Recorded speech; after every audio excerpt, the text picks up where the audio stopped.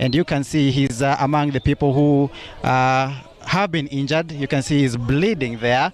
Of course, he's the person who organized for this rally to take place here today. And the information we are getting is the aspirant actually booked this venue on the 15th, and Babu Wino went ahead to book this same venue on the 16th. Now, because of the clash in the bookings, we are having the situation that is unfolding currently. I think he's speaking to security officers in a short while, or not yet, but just trying to engage security officers. Of course, the security here now becoming a nightmare and something of concern for the safety of both sides that are here, really, because if you can see, there are actually two clear, distinct sides. One on my right-hand side, I think that those are supporters of ODM MP Embakasi East Babu Wino, and on your screen, that is the Kenya Kwanza UDA aspirant for Embakasi East, Francis Mureithi, injured, of course, from the stone throwing that just happened a few moments ago. There is also another lady who has been injured from the same melee, and of course one person has been arrested from that altercation. Security officers there just trying to cordon off, or better yet, create a buffer between the two sides. Of course, the truck that was supposed to aid in the sound system has also been stoned and pulled away from its initial location, and just moved to a safer zone where security officers were deployed initially. And there, as you can see, supporters of Kenya Kwanza are boarding the truck once again. And of course, Gituku, maybe just a recap. This is not the first time that Kenya Kwanza has come here, and the last time they were here, of course, there was somewhat a similar altercation between Azimio supporters and Kenya Kwanza supporters, and then we saw stone throwing, and of course security officers stepped in, firing tear gas just to try and disperse the other crowd from disrupting the meeting. And what we are witnessing is something of a similar fashion going on here. And well, it is a situation that is very fluid, as you can see on your screens. Things just unfolding by the minute. What we do not know is if at all this meeting will take place. Of course, the security officers are here to ensure security is enforced.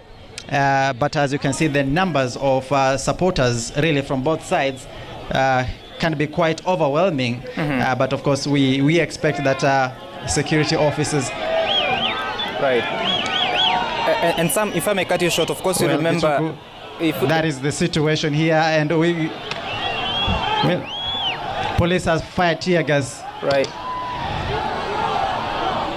Sam, I understand how difficult it can get at this point, because even last time that there was a similar situation, it was also not a very safe place for members of the press. That is the situation here, Jacaranda grounds, running battles now, even as we speak, from both sides. Police officers are now moving in to quell the situation. Of course, a vehicle has been stoned here. It was trying to make its way into the grounds, and now security officers firing several tear gas canisters to disperse the crowd that was milling around from the opposing side. So, Gituku, maybe we'll have to leave it here for security, for our own security, but I will leave you with the pictures of what is happening here at the Jacaranda grounds. What we know and what we understand is Deputy President William Ruto has completed his church service in Roysambu and is supposed to be making his way from Roysambu to Jacaranda grounds, just to try and popularize his bid, to try and popularize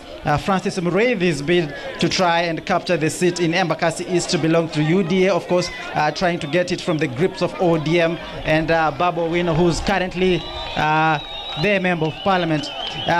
A quick recap is 2 people have been injured, this including the UDA Embakasi East aspirant or candidate, for that matter, Francis Mureithi. Also, another lady has sustained injuries from being hit by a stone, and one person has been arrested. Police officers really in their numbers here trying to see if they can calm the situation.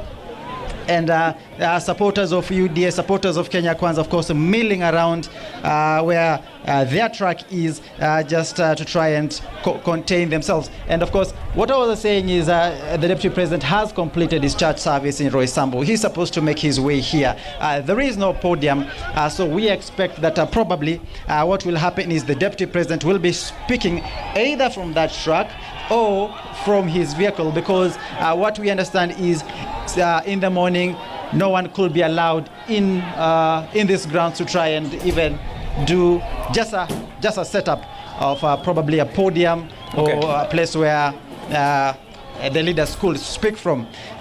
Well, of course, this coming against the backdrop of DP Ruto having completed his South Nyanza tour, that is of Kisii, Nyamira, and then he toured Western Kenya, that is Bungoma, Kakamega, and Vihiga County.